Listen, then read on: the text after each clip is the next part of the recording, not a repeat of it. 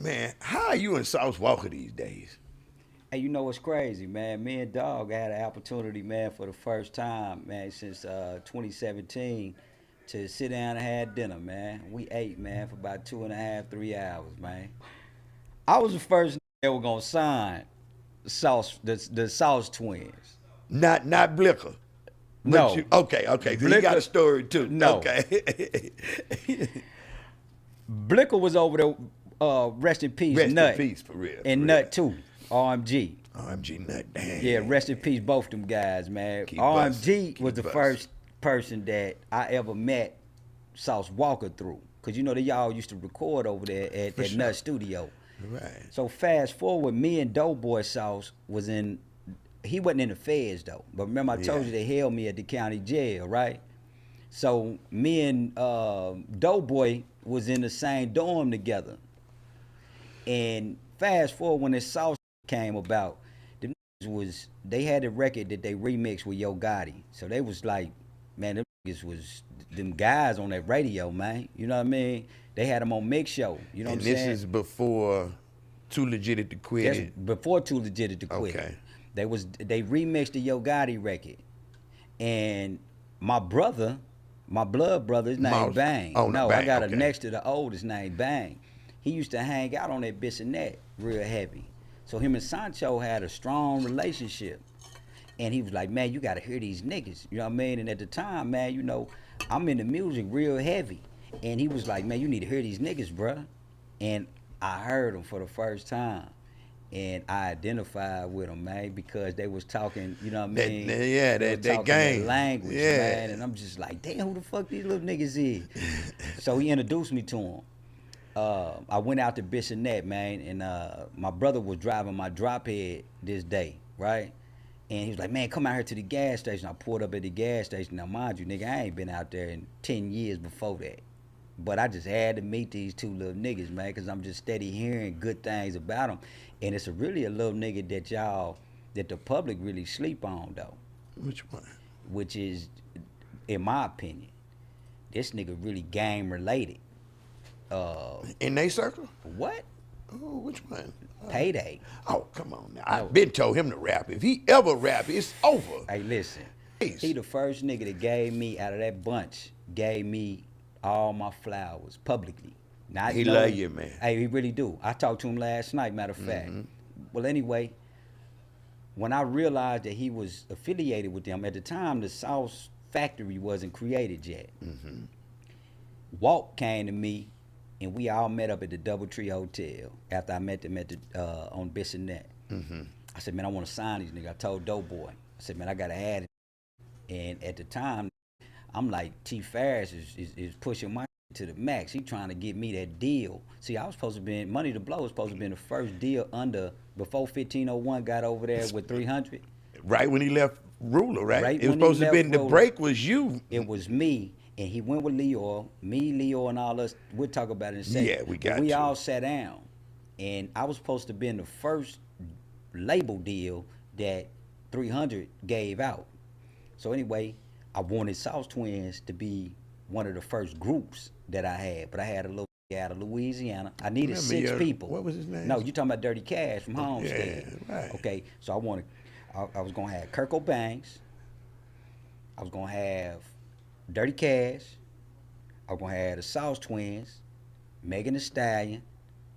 All these was a part of this package that I'm putting together, and T. Farris was the head of it. So I really needed these Sauce Twins. So T. Farris is a picture. I'm gonna send it to you. We on my dock in Miami. You know, I used to have a house on Star Island. Definitely remember the big house. Farris flew out there. We sitting on my dock on some on them lawn, you know, them little tanning chairs, and we sitting on this picture. That was the That was that. that was the day that we had the meeting. So we sitting out there, and I'm telling him when I get back to Houston, I'm gonna sign them South. And I was ready. Yeah, I had the money ready. I had everything ready, and I met with outside the DoubleTree. I made Doughboy meet me over there with him. Doughboy was the bigger homie to them. Yeah, So yeah. Doughboy the brought- realest. Hey, my guy, he brought him over there, and we sitting all in my Phantom, and we talking, we popping it, boom, boom, boom. Sancho ready to go right now. Sign it, Lace, because he seen the campaign that I put together, so he know that if I get down with this, he gonna go all the way, because he done seen me go all the way, right? And Sancho ready. He ready. Nigga Walk ready for the Sauce Twinz. But the told me something, and at the moment, I didn't really realize that this little competition with me. When he said what he Serious competition. When he said what he said in that moment, I didn't really grasp a hold of it, man, because the only thing I was thinking about was signing these little. I'm like, man, these little gonna go. The Sauce Walka told me, he said, Lace, I signed Sauce Twinz right now. But me, as a solo artist, Sauce Walka, I'm gonna be the next Jay-Z of Houston. That's why when I tell they got he knew. I had to respect. Now when I look back over that, I gotta respect him because he knew the value that he had within himself. You know what I'm saying? And the told me that in my car, man. Did he give you a number, or did he just say it was no number? He told me, in order to sign, he wanted a Porsche Panamera and 2 TSF chains and 100,000. I couldn't meet him there because at the moment he had nothing for me to buy. You know what I'm saying? Normally, whenever you go with a nigga with a bag like that, you going to buy a catalog or you going into a situation that is already booming. Like a nigga that already took traction and went on. He had nothing for me to buy into. They had a record that was buzzing on mix radio, but it was a Yo Gotti mix record, so it was nothing that was monetized at the time. Or able to go in and see recoupable funds at that time. Plus, you got T. Ferris breaking all this lingo down to you. He giving me the game. Yeah, right. So what did they want exactly for Sauce Twinz? I was giving them niggas 85 and 85. So it was going to be, 170, 160, some shit like that. 85 and 85 right now. That was it. Sauce Twinz. Sauce Twinz only. Solo artists was separated. That nigga had already had that in his mind that wherever direction they go in, he gonna be a solo artist. I'ma have to be a solo artist. Nigga here. And I couldn't at the time. I can't do that, my nigga. But I support you 1,000%. So at that moment, I said, "Fuck it, I'm gonna become a rapper." Remember? I know, and this is what happened. That's the reason why I chose to put money behind myself. I'm like, damn, everything these little niggas rapping about is really my life. You know what I mean? In whatever way you want to look at it. I know for a fact that some of the things they haven't lived at that point, right? So I'm knowing that them niggas used to give me my flowers prior to that. They used to give me love and respect and all that. So I'm like, damn, well, shit, I might could try this thing out. So I called Killer Callion up. I said, look, man, I don't know a lick about writing no music, right? But I got a story to tell. Killer came in, he told me, nigga, I can make you the biggest nigga in the world. And the nigga wrote me, nigga, music that I never released. Nigga, I probably got 2 albums that Killer wrote for me, bruh. And it was all my life. Released the record. We did a video. Man, we did a video outside of Dreams. Facts. That's a story for another day. Okay. On why I never really put the bag behind this record. You know, Yo Gotti was on the record. I know, that's what I'm saying. Like, them niggas, man, they seen my life. You know, Gotti wasn't that then. He wasn't who he is now. He borrowed your white cars for a video. Cars, not just videos, bro. Like, this nigga, you know what I mean? And I'm disappointed in him because I know where, rest in peace, Jook. His brother, man, was a hell of a nigga. You know what I mean? Even Endless. Yeah. All them niggas, right? Them real solid niggas. You know what I mean? That's even the Debo. basketball boy, right? No, no. Zebo, right? Zebo and Endless is two. They okay. won though. Okay, gotcha. But Head is Endless is the other owner with Zebo. That's who got money bag, yo. And brought him. Okay. Right. So my love and admiration for Gotti wasn't to do with music, right? But just to go back to we'll talk about that with the Sauce Walka situation. Why you didn't do it? Why you didn't? What made you not want to do it? It didn't sit in your gut, or what? At least the Sauce Twinz. Okay, so I looked at it as a liability, and the reason why I looked at it as a liability is because at any moment, Sauce Walka says, "Fuck the Sauce Twinz." I have no control over that situation, so I'm looking at it. I talked to T. Ferris, and T. Ferris told me if we can't get all inclusive, we need all of that. and he wasn't willing to do that. So we agreed, you know what I mean? We were still partners, you know what I'm saying?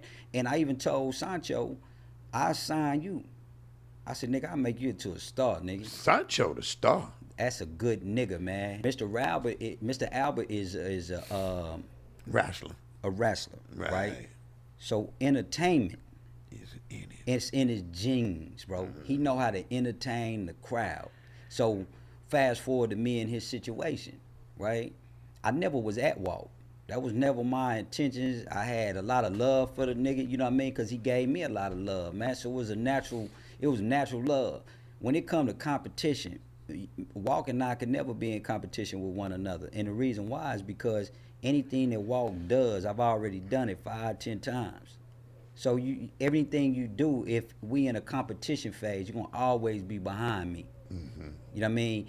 When it come to that life. Right. Now, as far as music go, you did some things that I've never been able to do. You can't compete on that level. I can't compete on that. When it come to the other, things that he chose to do, I wouldn't have never done it. There was no amount of money in the world that was worth me to go in that lane. Mm-hmm. You know what I'm saying? With the OnlyFans and all of that. I wouldn't have never did that, regardless if it was millions and millions of dollars involved or not. Mm-hmm. Because at the end of the day, my legacy, you know what I mean? I never sacrificed it for nothing. There was no bitch in the world that was worth me getting on the internet fucking on. I just couldn't have did that. Especially with one on your waist and one in your face. Can't do that. Yeah. Right? But he's a character once again. He chose what was best for him. And I applaud him for being able to create the generational wealth that he was able to create for himself. $7 million a motherfucker though. Man, for his mama, for his dad, for his family. He did that. His kid, and he take care of his kids. Oh yeah, right? All of them. So I give a nigga his flowers when it come to that. But when it come to that, there was no blueprint that would ever be written before me or after me that could sit back and have a reference. Lace gonna always be a reference for every nigga from 2003 to 2033. That would never be. And the reason why, Mike, is because of the generation and era that I came in is not the generation and era today. It don't exist no more. So you can't rewrite history. It's over. And that was what I tried to preach to Walt. Like, Walt, that video that went viral, Walt kicked the girl out his house. Yeah.